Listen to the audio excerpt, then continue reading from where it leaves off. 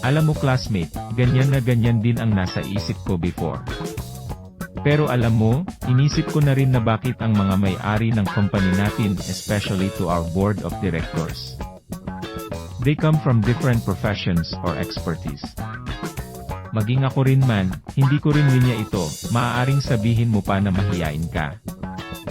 Ay mas higit ako na mahiyain, alam mo yan. Lahat naman tayo, maging kami, nagsimula dito ay hindi ito linya.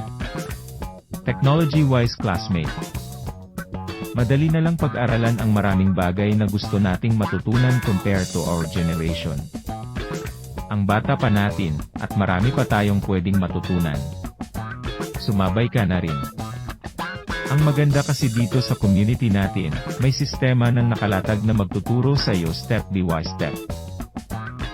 Kaya kahit hindi mo pa linya sa simula o lang normal man yun, dahil mabilis mo naman itong mapag-aaralan. At matutunan hanggang sa magiging linya at passion mo na rin ito.